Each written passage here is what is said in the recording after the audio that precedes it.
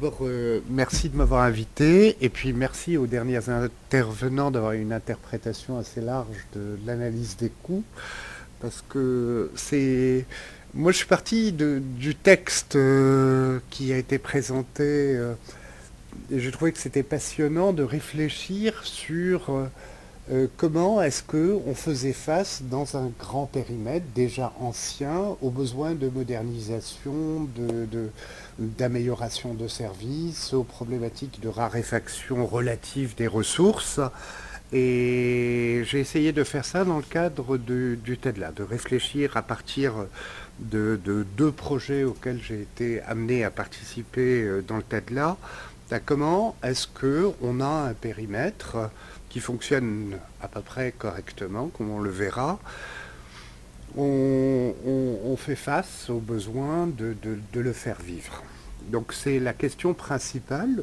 J'aborde les... Donc bon, je vais présenter le contexte, les projets dont je parle, leurs implications, la résistance au changement, et puis deux projets de solutions qui peuvent aider à faire bouger des choses.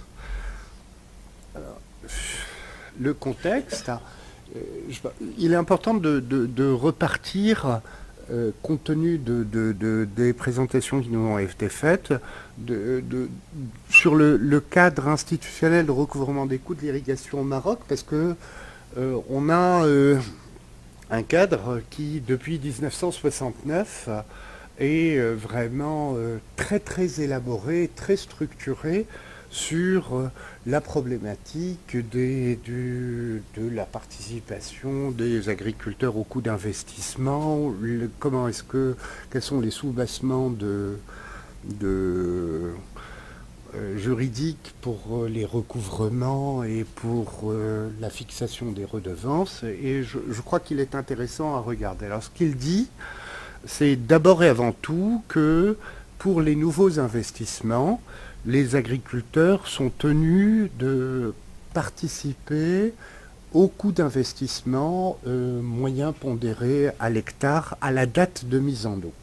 Et que ce qui est prévu par la législation, c'est qu'effectivement cette participation, elle est à payer par échéance sur 17 années. Donc on a une première composante sur l'investissement. On a une redevance pour l'usage de l'eau d'irrigation qui couvre l'exploitation et l'entretien et qui couvre une part du renouvellement. Donc qui, elle aussi, est fixée par la législation. Enfin, on a la loi du Code des investissements agricoles et les décrets d'application qui définissent ceci. Dans les périmètres où il y a du relevage et de la mise en pression, il y a une taxe indépendante qui est une taxe de pompage qui sert à recouvrir les charges d'énergie, qu'elles soient des charges d'énergie associées au relevage, pour en parler, ou des charges d'énergie de mise en pression dans le cadre des périmètres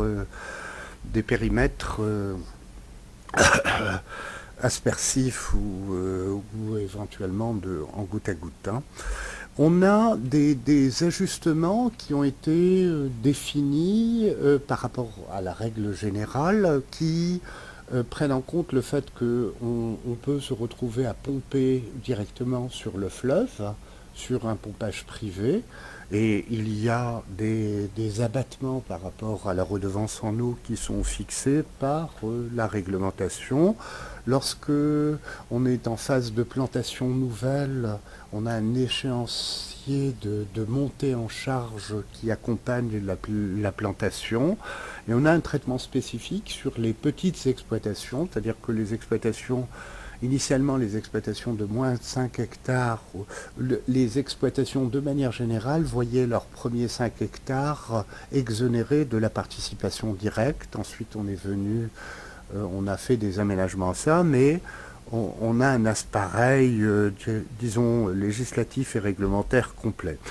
On a également, dans le début des années 90, introduit des modalités de financement du renouvellement et de la modernisation. L'idée étant, on peut être amené, après avoir réalisé un périmètre, de devoir reprendre des investissements nouveaux. Alors la question s'est posée, est-ce que si c'est des investissements de modernisation qui ne sont pas des investissements de renouvellement, comment est-ce qu'on fait pour les financer? Alors, dans la décision qui a été prise, ça a été de considérer que si c'était des investissements qui avaient pour vocation une amélioration du service, ils devaient être traités comme étant une nouvelle participation directe et donc donner lieu à nouveau à une participation des agriculteurs et une subvention de l'État avec les mêmes modalités. Et puis, en termes de recouvrement, on a deux mécanismes qui permettent d'assurer le recouvrement. Le premier, c'est que sur toutes les terres irriguées, l'office d'irrigation, parce que nous travaillons par des offices régionaux, inscrit une hypothèque automatiquement sur le foncier. Et cette hypothèque, elle fait qu'il ne peut y avoir de transaction sur le foncier qu'une fois qu'on a apuré les arriérés sur les paiements. La deuxième disposition sur le recouvrement qui a été prise, c'est de le traiter comme un recouvrement comme en matière d'impôt. Donc il est effectivement les recouvrements des redevances d'irrigation et des participations directes sont recouvrés comme en matière d'impôt, donc par le percepteur. Le tarif est fixé par arrêté ministériel et il est convenu que le tarif s'ajuste à l'inflation, il est indexé à l'inflation avec une modification dès qu'on atteint un seuil de 5% d'inflation cumulée passée pour ajuster le tarif. Bon, alors quand on regarde le cadre institutionnel dans lequel on travaille et qu'on compare à ce que nous avons eu comme présentation, dès 69, on avait un cadre qui était assez complet pour effectivement résoudre les problèmes de l'équilibre et de la durabilité des investissements hydro-agricoles réalisés par les offices. Alors, bon, c'est important à garder en tête, parce que ça va éclairer les problématiques de comment est-ce qu'on aborde la modernisation et le renouvellement et les débats qu'on a eus. Alors, je présente rapidement l'office du TEDLA. Alors, l'office du TEDLA, il est né dans les années 40, je veux dire, effectivement, je pense que ça a été plutôt les gens de Grenoble qui ont le plus contribué à l'époque de la SOGREA. Les premières technologies de régulation ont été mises en place. Donc, et c'est un projet assez intéressant de ce point de vue-là. Aujourd'hui, l'office du TEDLA, il a de nombreux atouts. Il a une qualité de service qui est tout à fait reconnue, une bonne gestion. L'ensemble des procédures sont informatisées. Les filières de production sont structurées, qu'elles soient les filières laitières, agrumes, avec des bonnes perspectives de développement. On a des agriculteurs organisés, un recouvrement de près de 100%. Un réseau gravitaire essentiellement, à faible coût et des possibilités de reconversion en irrigation goutte à goutte sans pompage, en utilisant simplement le dénivelé entre le canal principal ou les canaux principaux et d'utiliser la charge hydraulique possible pour pouvoir distribuer en irrigation localisée au niveau des parcelles. Alors j'ai ajouté un tableau sur la comparaison entre le coût de revient et le tarif de l'eau. En distinguant entre les différentes parties des périmètres. Bon, réellement, en situation, lorsque on regarde le coût hors amortissement, on est dans une situation de recouvrement des coûts tout à fait convenable, quoi.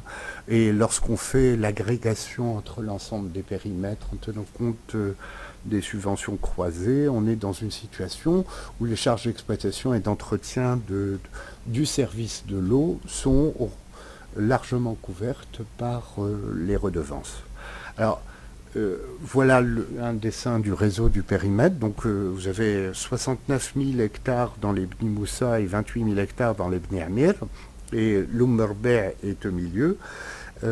Ici, en marron, c'est le périmètre expérimental qui est destiné à une reconversion en irrigation localisée dans le cadre d'un projet d'économie d'eau d'irrigation, hein, et qui est le périmètre relativement bas par rapport au canal principal qui se retrouve tout à fait en bas. Et le dénivelé permet effectivement d'obtenir la charge suffisante pour pouvoir faire cette transformation. Alors, quelles sont les contraintes qu'on a sur ce périmètre? On a des ressources en eau insuffisantes en tête de périmètre, sur les 2 têtes de périmètre, qui sont très très largement liées au fait que le bassin Lomorber s'est beaucoup développé et est exportateur. Une partie des ressources destinées initialement au Bni Moussa sont exportées sur un bassin, le bassin du Tensif, dans la région du Marrakech, et une partie des ressources de Lomorber elle-même ont été allouées aux barrages qui sont plus en aval, que ce soit le barrage Messira ou les barrages qui alimentent Casablanca et qui alimentent la plaine des Doukala. Donc en termes de... Oh là là, ça va être dur.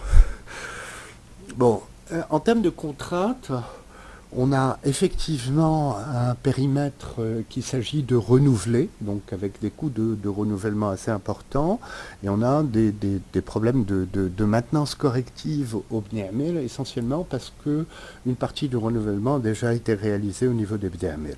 Alors que le Bni Moussa, c'est un périmètre qui a plus de 45 ans et qui présente quelques signes de vieillesse. Voilà. Alors, les contraintes clés, donc surtout la raréfaction des ressources disponibles par rapport à celles qui étaient initialement prévues et le vieillissement du réseau. Alors là, il y a eu 2 projets qui ont été faits. Le premier, c'est de considérer qu'on allait faire une concession à un partenaire privé, c'est-à-dire un partenariat public-privé pour qu'il y ait une reprise de la gestion et en même temps une participation du partenaire privé au financement des investissements de renouvellement. Donc on est dans une logique qui est la suite de l'expérience de Golden, dans laquelle le Baroque a réalisé un projet en concession où un partenaire privé est venu à contribuer au financement, à réaliser le réseau et le gère. Donc l'idée c'était de ne plus dépendre d'un office public, mais de basculer sur une solution de type partenariat public-privé. Et le deuxième projet, c'est un projet qui était déjà lancé avec la Banque mondiale et la Banque africaine pour convertir une partie du réseau en irrigation localisée en utilisant la charge disponible de manière à pouvoir répondre à la préoccupation de raréfaction des ressources dont j'ai parlé. Donc la modernisation du réseau en termes d'investissement, c'était aux environs de 3 milliards de dirhams, donc grosso modo 280 ou 260 millions d'euros. Et la reconversion en irrigation localisée, la partie qui est détaillée ici, hein, dont j'avais parlé plus tôt, c'est aux alentours de 60 millions de dollars d'investissement. Voilà. Alors, le projet d'investissement qui a été retenu, ça a été de s'appuyer sur la reconversion en irrigation localisée, qui était déjà un projet lancé, et de considérer que le renouvellement du réseau principal au niveau des Bni Amir se ferait en conduite enterrée basse pression, de manière à permettre de meilleures performances en matière d'efficience hydraulique et de réduire les pertes en eau dans un périmètre où la valeur de l'eau est très très importante, hein, et où les dotations ont été réduites dans des proportions importantes, de plus de moitié. Alors, les implications financières. Bien évidemment, on a fait tourner les modèles, les modèles financiers pour regarder quelles implications est-ce que ça avait en matière de tarification. Le projet de partenariat public-privé, ça signifiait une augmentation assez rapide de la tarification de près de 100%, et ce, malgré une contribution publique au coût d'investissement de près de 70%. Et pour le projet d'économie d'eau, il fallait effectivement que les 10 000 hectares ou à peu près qui étaient éligibles contribuent au paiement des investissements requis, dont j'ai dit le chiffre aux alentours de 60 millions d'euros, et donc qu'il fallait mettre en place une nouvelle participation directe pour financer le renouvellement. Alors, les agriculteurs disons, ont réagi assez fortement à ces deux propositions. On a eu, pour le projet du PNEI, un rejet du projet. Ce rejet du projet a été, de mon point de vue, une démarche assez stratégique de la part des représentants des agriculteurs et des agriculteurs de manière générale. Les bailleurs de fonds ont requis comme préalable à leur participation au financement qu'il y ait un agrément, un accord avec les agriculteurs préalablement au lancement du projet, ce qui est plutôt une bonne chose, et les agriculteurs ont refusé de donner leur accord tant que le gouvernement insistait pour la mise en place d'une participation directe pour financer une partie des investissements, les 40% des investissements. Alors, pour le projet de concession, on a eu une résistance qui a été beaucoup plus large. On a eu bien évidemment les agriculteurs qui étaient assez contents du statu quo en matière de qualité de service et qui voyaient les besoins de renouvellement comme étant des besoins à terme.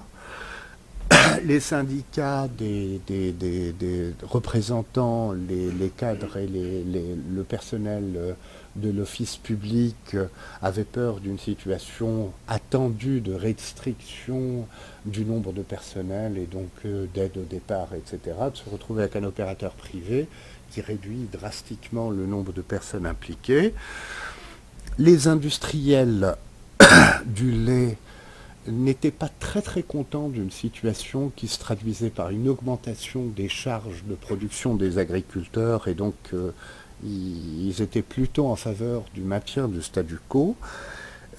Plusieurs des grandes exploitations qui étaient situées à la périphérie du réseau avaient envie de se connecter au réseau pour pouvoir assurer des ressources en eau additionnelles, et voulaient se connecter à des conditions qui étaient des conditions identiques aux petits agriculteurs ou aux agriculteurs initialement présents, et donc étaient tout à fait opposés à une concession qui se traduirait par un contrat de livraison commerciale à des conditions très différentes de celles-là.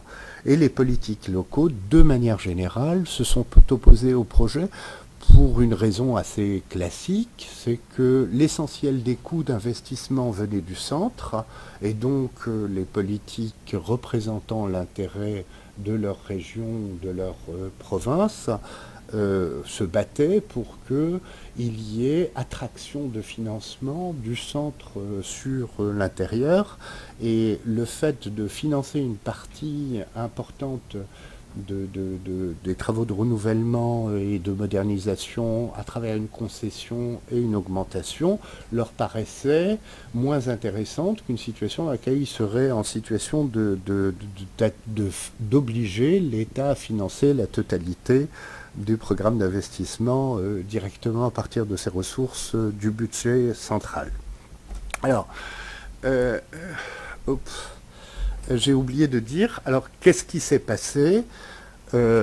Très simplement, l'administration et les bailleurs ont accepté de conduire le projet sans accroissement des tarifs, et pour le projet de concession, il est tombé à l'eau parce que l'absence de crédibilité du gouvernement par rapport aux augmentations tarifaires nécessaires faisait que le projet n'était plus envisageable. Alors, Ça nous fait penser à deux solutions, ça nous a fait penser à deux solutions qu'on peut envisager pour euh, casser un peu cette dynamique dans laquelle la seule manière de moderniser un projet d'irrigation, c'est de répercuter sur le budget public l'intégralité des charges et de considérer que la seule chose qui soit viable, c'est une situation de statu quo. Alors, première option, c'est de modifier le cadre institutionnel en régionalisant la fixation des tarifs, c'est-à-dire fondamentalement de basculer sur une situation où on a un office public à vocation nationale qui dépend directement de l'État en un office qui est complètement régionalisé, où sa gouvernance est organisée en intégrant les élus et les représentants et les acteurs locaux et en responsabilisant l'office sur son équilibre financier. C'est-à-dire plutôt que d'avoir des modalités centralisées de fixation des tarifs, d'avoir un tarif qui équilibre le budget de l'office décidé au niveau d'un conseil d'administration, comme une ASA ou comme n'importe quelle structure plus petite, et casser cette logique de devoir attirer des ressources du central. Bien évidemment, ça suppose de réformer la gouvernance de l'office pour y inclure les parties prenantes locales. Un projet de texte a été un peu discuté dans ce sens-là, et ça permettrait effectivement, à mon avis, de reposer la question de qui est responsable des décisions d'investissement. Moi, je peux parfaitement considérer comme naturel que localement, il n'est pas envie de prendre une décision d'investissement de court terme ou de considérer qu'on repoussera l'investissement de renouvellement en faisant un renforcement de la maintenance. On a beaucoup de trade-off, hein, je sais pas comment...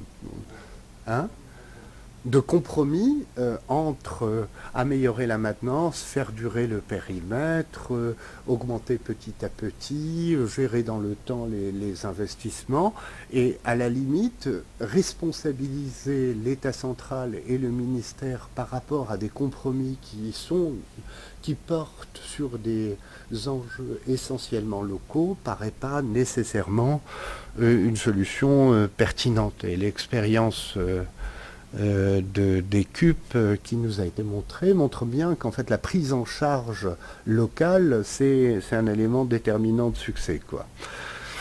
Là. Et bien évidemment, ça n'exclut pas les mécanismes de cofinancement. On peut parfaitement imaginer qu'il y ait un cofinancement des investissements à partir du budget central sur des projets qui soient décidés et validés en interne. L'autre solution à laquelle on a réfléchi, c'est d'aller directement sur un marché de l'eau. C'est-à-dire puisqu'on est en zone de restriction sur les ressources, hein, de fixer une dotation liée à la superficie irrigable, que cette dotation, elle ne soit plus l'objet d'une planification sur les besoins des cultures et les arbitrages sur les cultures principales, mais qu'elle soit standard à l'hectare, hein, et de faire que cette dotation à l'hectare, on met en place un marché d'échange de ces quotas ou d'une partie de ces quotas qui se traduirait par un paiement de la redevance de base pour l'acquisition du quota, mais qui permettrait à des agriculteurs d'acheter une partie supplémentaire ou de vendre une partie des excédents qu'ils considèrent, et de toute façon de faire sortir un prix du marché qui soit un prix du marché qui reflète plus la valeur de l'eau que le résultant d'un calcul de tarification très ancien et fondé sur beaucoup de conventions comptables, quoi. Et on pourrait s'appuyer sur ce marché pour alimenter les exploitations périphériques, ce qui créerait une demande et au lieu de faire des augmentations tarifaires, faire que le prestataire ou le délégataire ou l'entité qui gère le réseau ait un droit en volume sur le barrage et que ce droit en volume sur le barrage ou une portion en droit en volume sur le barrage soit vendu sur le marché, sur ce marché de l'eau pour pouvoir répondre aux besoins de fonctionnement. Plutôt que d'augmenter la valeur d'augmenter la valeur du tarif, simplement donner une partie. L'augmentation, elle viendra naturellement avec la valorisation meilleure de l'eau. Elle se traduira par un prix de marché plus élevé. Et ce prix de marché plus élevé sera un mécanisme d'indexation directe pour assurer des recettes pérennes aux délégataires. Donc, alors, on a regardé dans cette étude la légalité, la gestion des demandes périphériques. En fait, cette solution est apparue comme étant une solution qui préserve l'équité d'accès, parce qu'on n'a pas besoin d'augmenter les tarifs, qui permet de plafonner les tarifs actuels et qui est, alors bon, la partie la plus intéressante, c'est de voir comment est-ce qu'on le fait concrètement, quoi. Je veux dire, pas en exercice théorique, quel soubassement technique, comment est-ce qu'on consolide les demandes, comment est-ce qu'on consolide les offres, comment est-ce qu'on gère les transactions, comment est-ce qu'on garantit les transactions, etc. Et comment est-ce que on peut mettre ça en place, et on a réfléchi à ça et on a un outil qui marche. Voilà, merci de votre attention. Proposer d'aller vers un marché de l'eau. Enfin, je ne sais pas quelle était la commande, hein, mais je vois bien derrière. Parce que pour une autre ressource qui est le foncier, où on admet que de toute façon la tendance générale est d'aller vers le marché, comment l'eau, d'après vous, comment ça peut être interprété du point de vue culturel, du point de vue religieux, du point de vue des différenciations que ça va poser forcément pour l'accès à la ressource, donc bien en amont de l'outil de gestion par le marché, quel type de problème ça peut poser? Parce qu'il y a déjà eu des guerres pour la ressource foncière, il peut y en avoir pour l'eau. Tout à l'heure, sur la présentation du Sénégal, il y a eu la guerre pour la terre entre la Mauritanie et le Sénégal. Et on a failli avoir la guerre pour l'eau. Si vous rajoutez à ça que la plupart des pays où nous travaillons et dont on a parlé ce matin, à part le Cambodge qui a reconnu par constitution être bouddhiste, on est dans un environnement religieux tout à fait lié aux politiques, que dans l'islam l'eau ne se vend pas, etc., etc. Donc je veux dire, quand on propose un instrument moderne d'économiste, comment on prend en compte tout cet amont et ou en termes de risque qui est quand même assez important.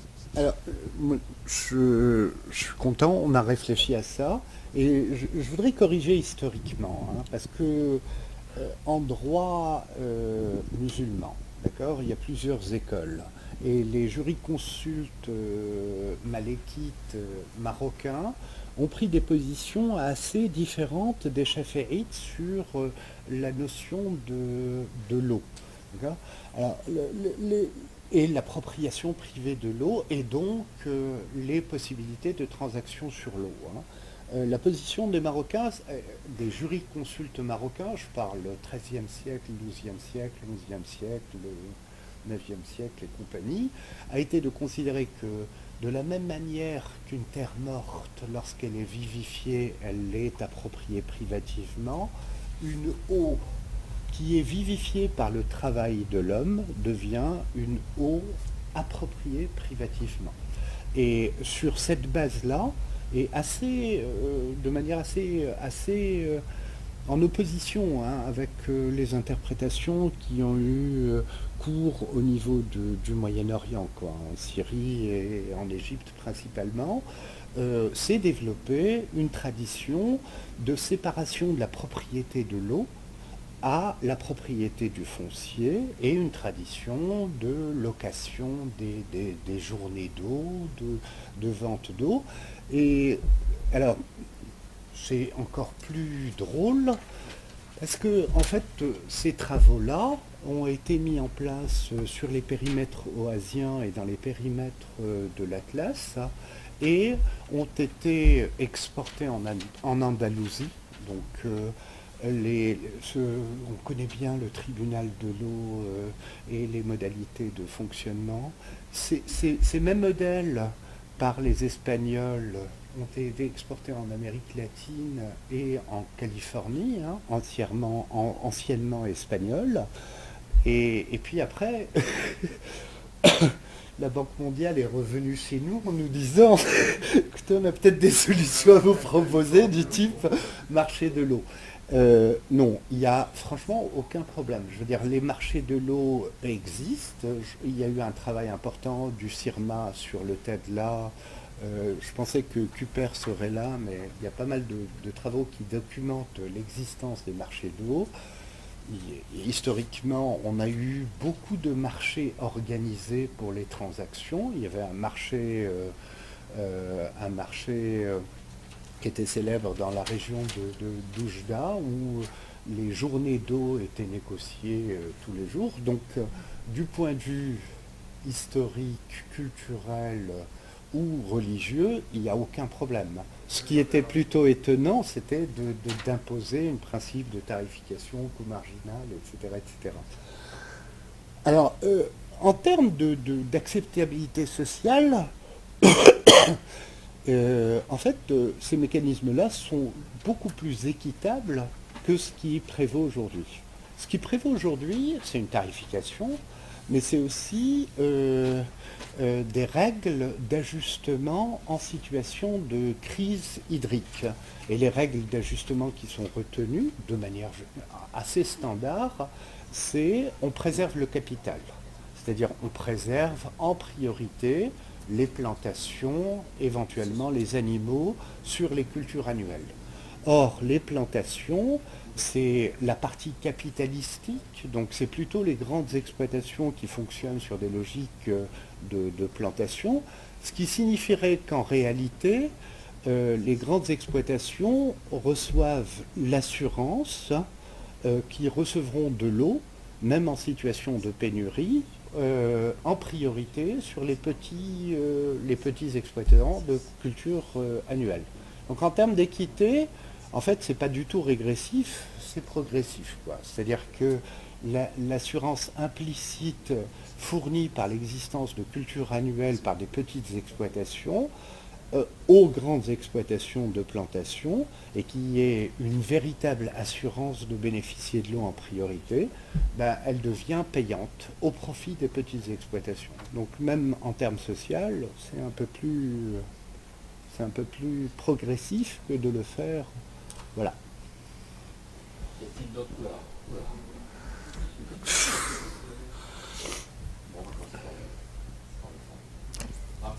Merci. Je voudrais parler d'une autre ressource qui, à mon avis, a été occultée dans l'exposé. C'est le foncier. Non. Non, pardon, j'ai pas répondu. L'eau souterraine. Vous avez parlé essentiellement de l'eau superficielle. On sait qu'en ce moment au Maghreb, de manière générale, qu'il y a un développement très important des forages individuels au sein même des périmètres irrigués. Donc je voudrais savoir, est-ce que dans votre réflexion, vous prenez en compte cette ressource, notamment en termes d'équité, d'accès à la ressource en eau? Alors oui, on prend en compte cette dimension.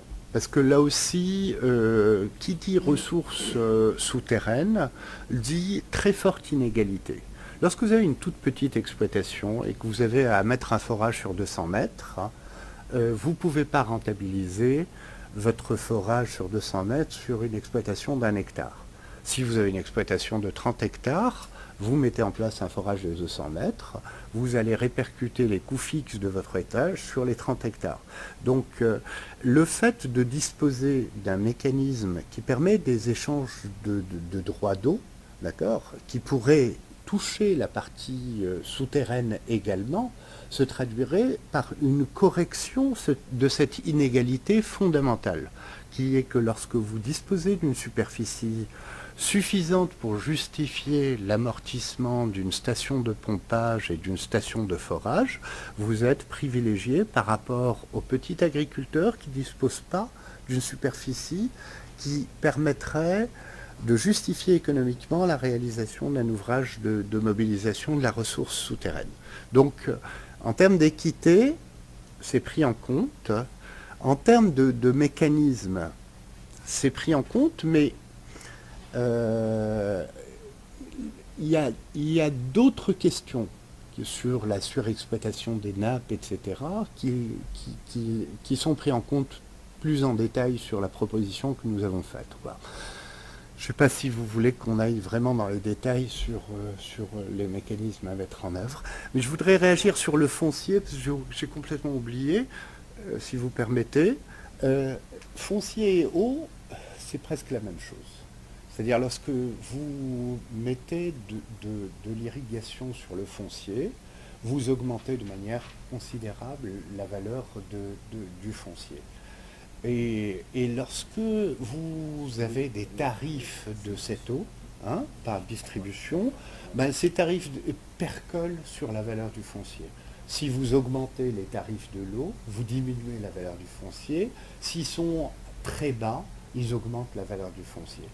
Donc, de facto, une partie des préoccupations de tarification de l'eau d'irrigation est très très liée aux logiques de taxation sur le foncier. Et ça crée des problèmes. C'est-à-dire le type de problème que ça crée, c'est que si par exemple vous achetez un terrain à un moment où le prix de l'eau est très très bas, vous avez payé votre terrain très cher, et si on augmente le prix de l'eau, la valeur de votre terrain se réduit. Si vous êtes locataire ou si vous êtes propriétaire, vous n'êtes pas du tout dans la même situation par rapport à une augmentation des prix. Pour un locataire est relativement neutre parce qu'elle devrait se traduire, toutes choses étant égales par ailleurs, par une baisse du loyer. C'est un peu ce qui se passe à Paris aujourd'hui. La baisse des taux d'intérêt fait augmenter le prix des terrains. Et puis voilà, je veux dire. Mais ok, merci. Alors, je vais rester une question, M. Camara, après M. Dial. Une question, après Docteur, et vous voulez. Bon, peut-être on va aller au fond là-bas. Vous souhaitez, je ne me rappelle plus votre nom. Présentez, s'il vous plaît. Allez-y. Bonjour, merci. Bonjour tout le monde, je m'appelle Jimmy Skinner, je suis de l'Institut international pour l'environnement et le développement en Grande-Bretagne. Et la présentation ici m'interpelle parce qu'il me semble qu'il y a un sujet qui serait peut-être intéressant pour le groupe de travail, c'est de regarder dans quelle mesure il est intéressant d'associer eau et terre, quels sont les avantages et les inconvénients de faire payer les redevances à l'hectare au lieu d'au mètre cube. Et dans quelle mesure est-ce que tout ce système qui lie la terre et la valeur de la terre, qui a cette valeur que par l'eau dont on dispose pour mettre dessus, crée des complexités financières dans la réallocation de l'eau à d'autres usages, que ce soit l'eau potable ou ailleurs, ou bien empêche ou favorise la réaffectation et l'efficience de l'utilisation de l'eau dans les systèmes où l'eau devient de plus en plus une ressource très très limitée. Il me semble qu'il n'y a pas eu énormément de réflexion à ce sujet-là. Les Australiens ont suivi cette démarche. Je trouve qu'en Europe, on est toujours un peu coincé. Je connais bien l'Espagne par rapport à la difficulté qu'ont les Espagnols à réaffecter l'eau agricole vers les villes. ça pose énormément de problèmes à cause de la valeur de la terre qui découle directement du fait qu'ils disposent de l'eau pour l'irrigation.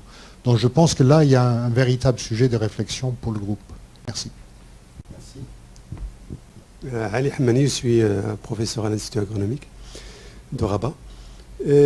Enfin, j'ai deux petites questions. La première, déjà pour compléter sur les eaux souterraines, je pense que c'est occulté d'une façon générale. Lorsqu'on parle de la gestion de l'eau, on oublie l'eau souterraine d'une façon générale. Mais je dois souligner uniquement qu'au côté de là, il y avait une expérience d'utilisation de l'eau souterraine pour l'irrigation, mais qui était facturée. Donc c'était à l'époque où il y avait des problèmes de drainage dans la partie. C'était des problèmes de drainage, mais l'eau était utilisée en été pour injecter directement dans le réseau d'irrigation. Et ça a été facturé. Et à mon sens, il serait intéressant en fait, de revenir sur cette expérience pour voir un petit peu comment on peut, je pense que c'est une piste pour trouver une solution à ce problème de gestion collective de la nappe. Deuxième point que j'ai, c'est par rapport au service de l'eau.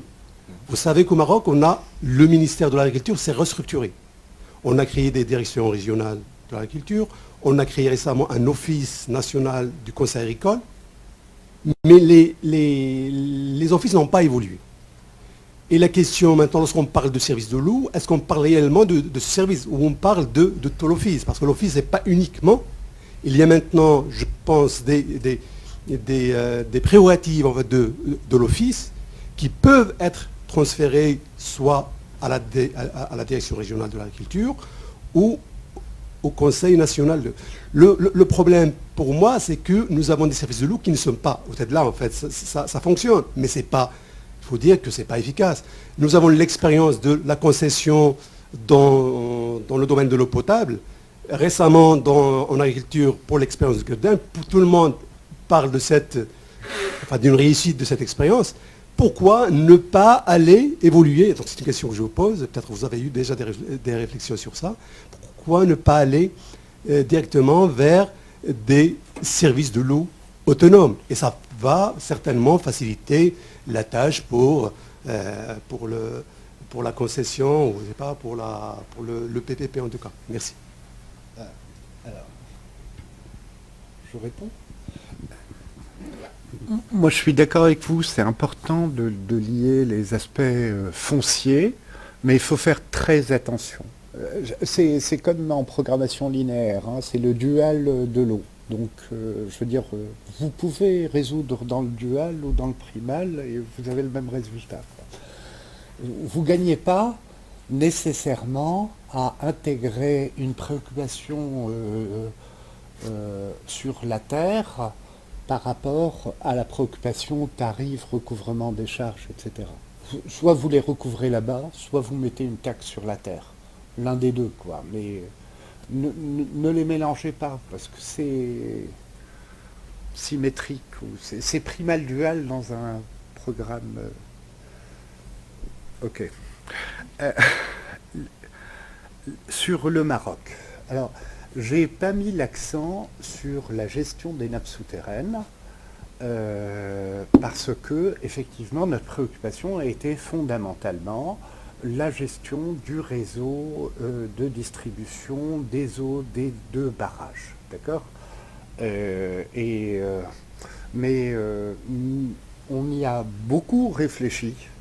Et effectivement, les solutions de ce type-là peuvent parfaitement intégrer des composantes souterraines de gestion des ressources souterraines en mettant en place le même type d'instrument et en ayant une logique de gestion plus intégrée entre les ressources souterraines et les ressources superficielles. Il n'y a aucune raison de se restreindre dans la réponse aux besoins des agriculteurs à une vocation strictement superficielle.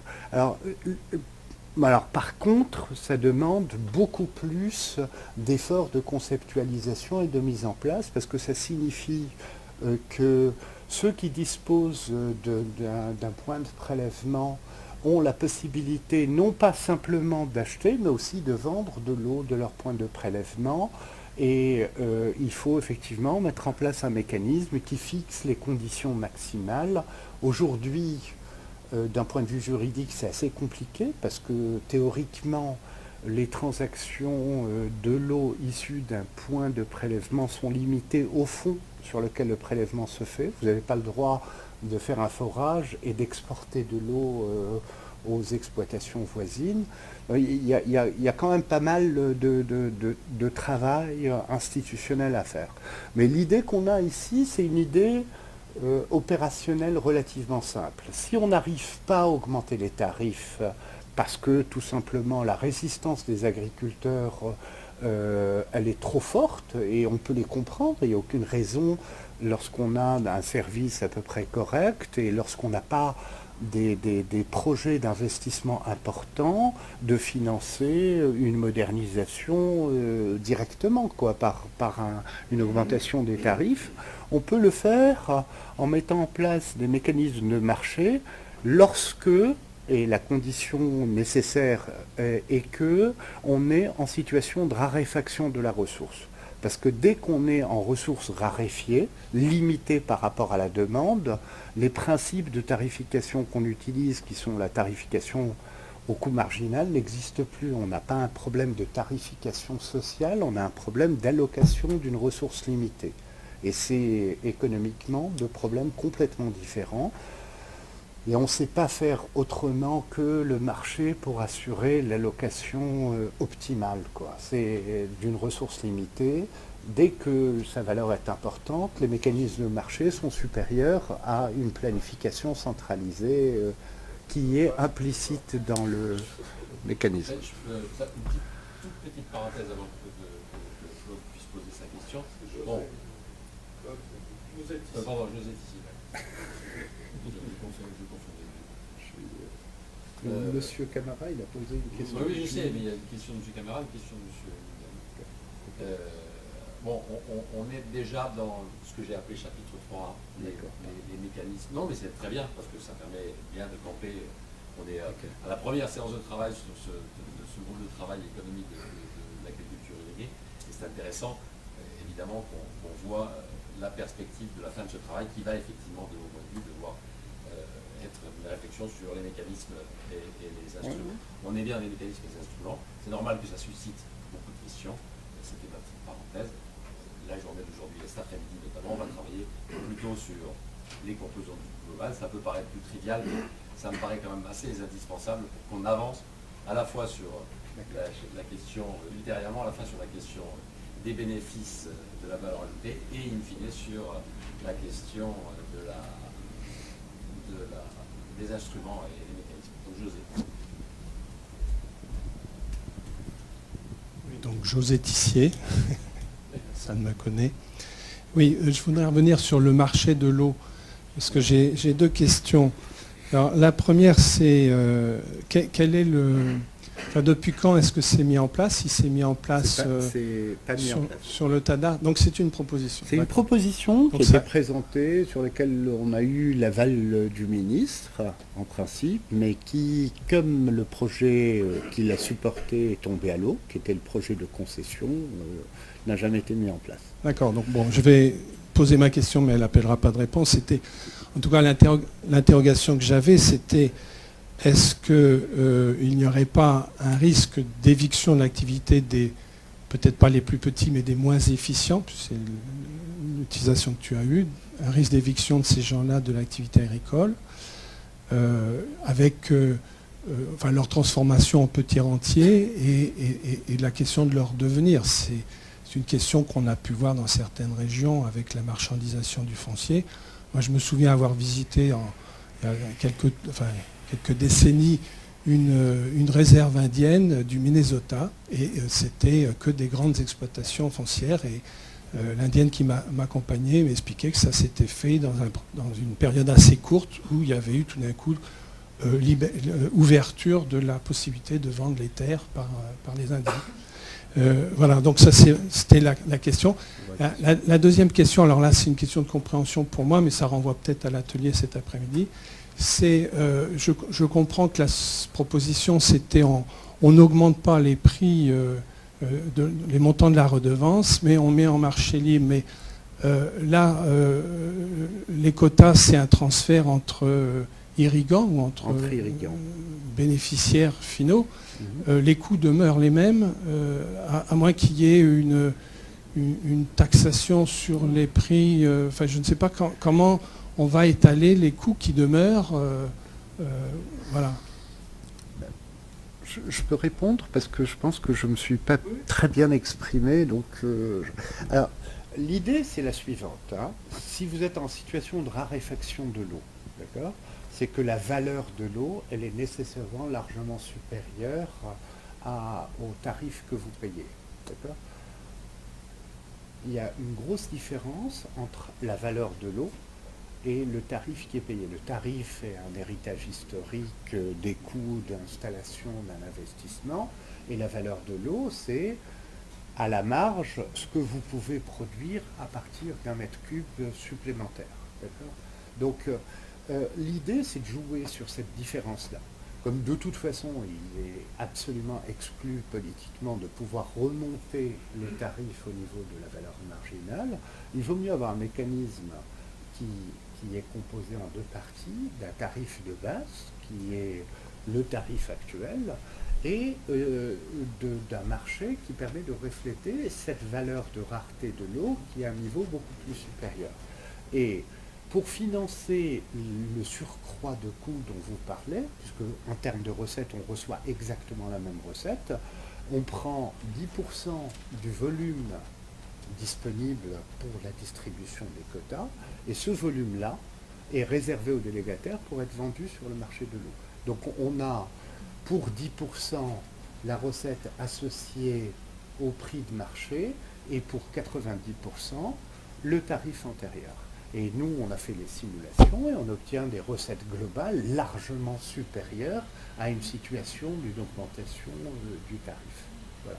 Tout simplement parce que les calculs qu'on a faits montrent, aujourd'hui les tarifs sont de l'ordre de 20 centimes le mètre cube, 20 centimes de dirham, soit 2 centimes d'euros grosso modo, et la valeur marginale est plutôt, la valeur de l'eau, elle est plutôt de l'ordre de 1 dirham 50. D'accord ?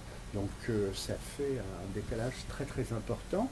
Le fait de pouvoir mobiliser ce décalage au profit du financement de l'entretien et de la gestion c'est ça le fondement de l'idée. Alors sur la marchandisation, c'est vrai. Maintenant, au Maroc, on a un problème que vous avez traité de manière différente, quoi. On a des exploitations où les gens vieillissent, d'accord ?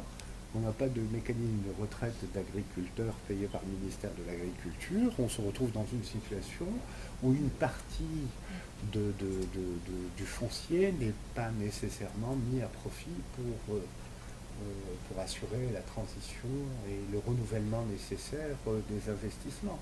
Donc le fait de pouvoir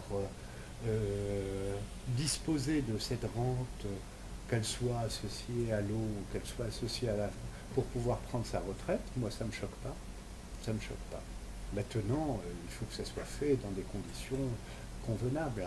Je veux dire, on comprend ce qu'il y a de bien dans les systèmes africains de chefs de la terre et d'allocation, c'est effectivement de protéger l'actif au profit de la communauté, quoi.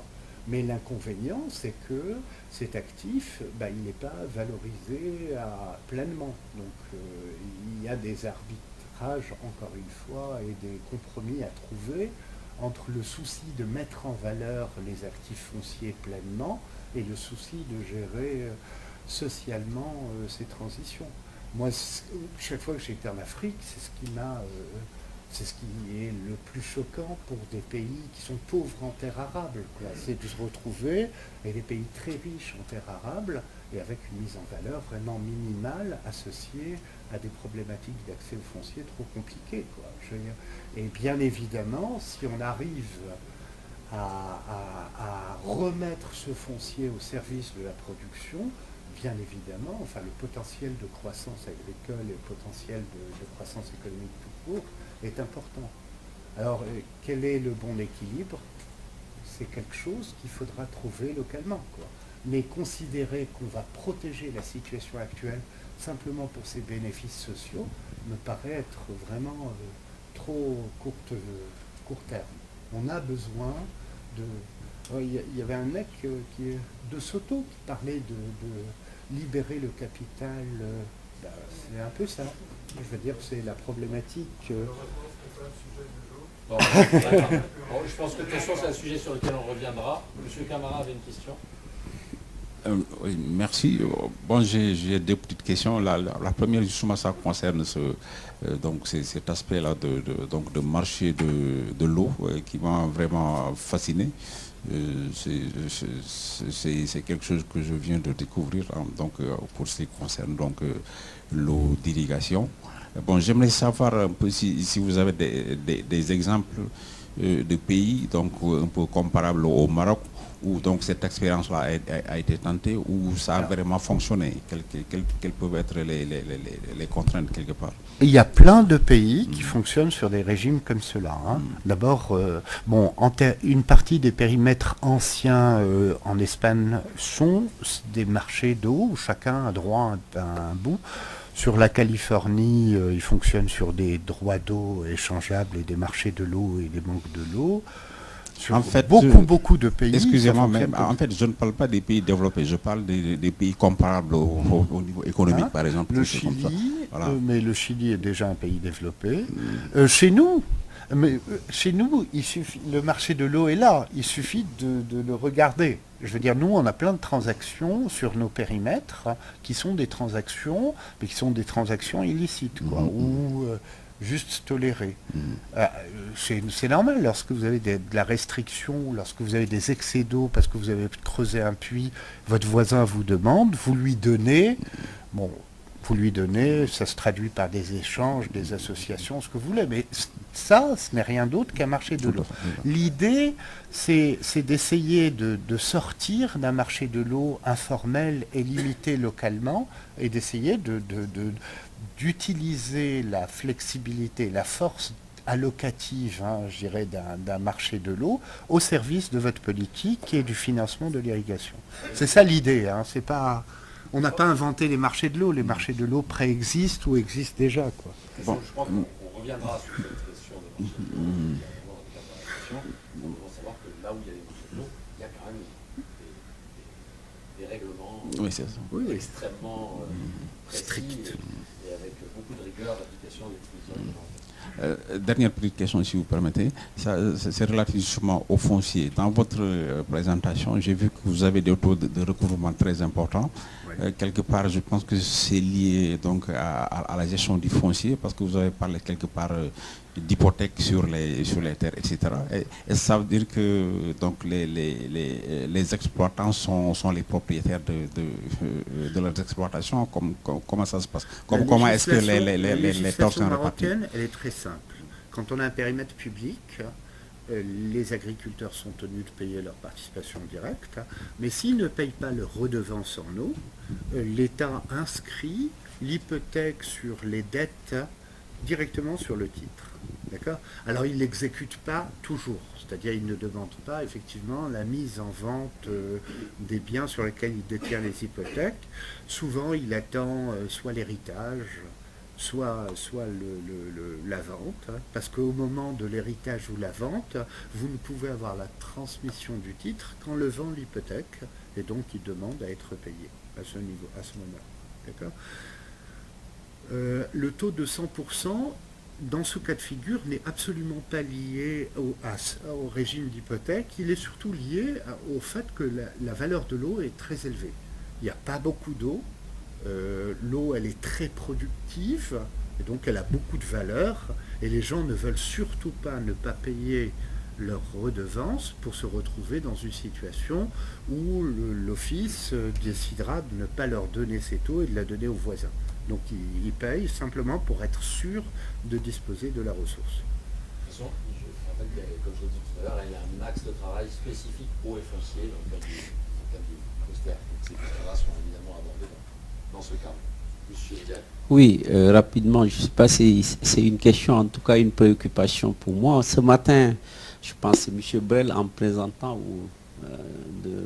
c'est plutôt CACG, il y a une notion qui a retenu mon attention, c'est l'acceptabilité. du coup, en tout cas de la redevance à payer. Bon, il ne s'est pas arrêté parce que peut-être c'est une question résolue chez vous, mais c'est une question tout à fait, en fait, qui nous pose le plus de problèmes aujourd'hui, parce que peut-être on n'a pas encore développé les outils de communication qu'il faut, ou en tout cas, on n'est pas arrivé à un niveau où les acteurs comprennent très bien tous les enjeux pour l'accepter comme ça. Donc, moi, à la réflexion, surtout quand vous avez parlé des problèmes de l'islam qui dit que l'eau, on ne vend pas et tout, on a essayé de voir, est-ce qu'aujourd'hui, il faut continuer à parler du coût de l'eau, du prix de l'eau, ou plutôt, peut-être, dans notre contexte, insister sur plutôt les coûts liés à la disponibilisation de l'eau.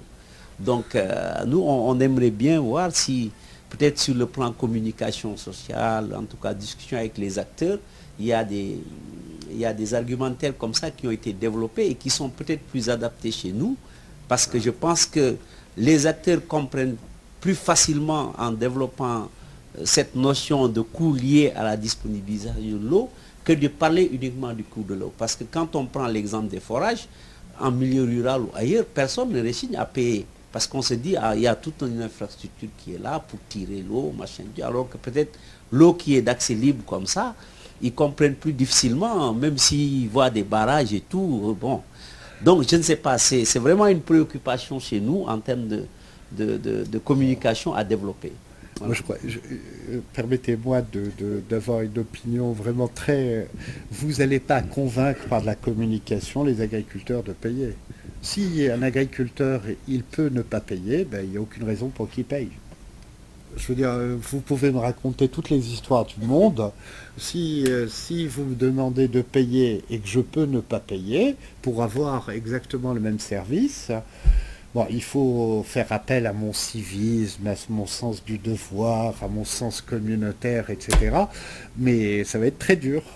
Donc moi, les aspects de communication pour améliorer l'acceptabilité des paiements, j'y crois pas. Par contre, responsabiliser les gens par rapport à l'usage de cet argent en disant, écoutez, vous avez la responsabilité des infrastructures, l'expérience de la SAED est tout à fait parlante.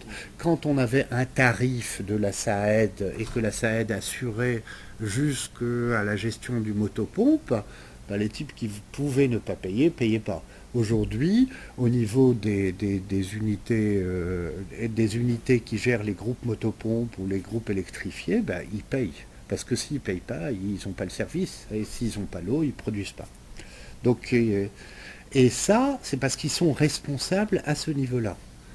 Mais moi, dans le cas régional pour les barrages, excusez-moi, nous, comment on peut...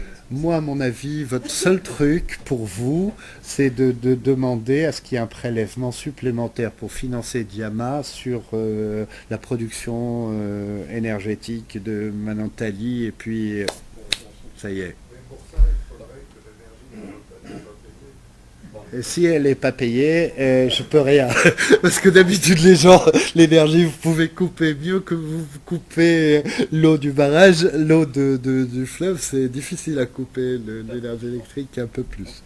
Mais je connais pas le contexte, hein, donc je vais pas...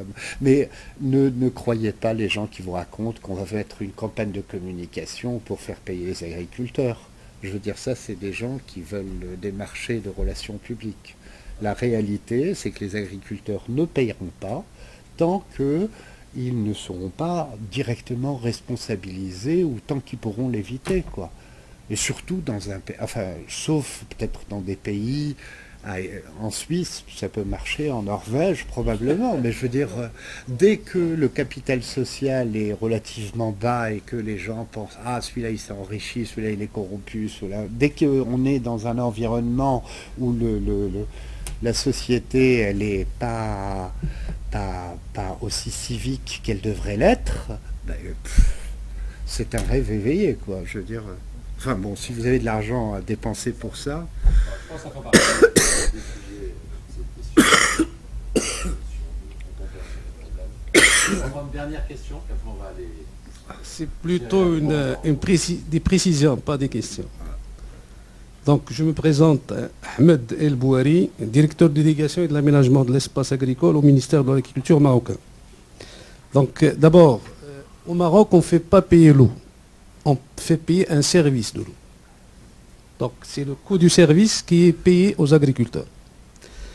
Deuxième précision concernant la question de M. Hammani, les services de l'eau d'irrigation au Maroc est parmi les plus performants au niveau international.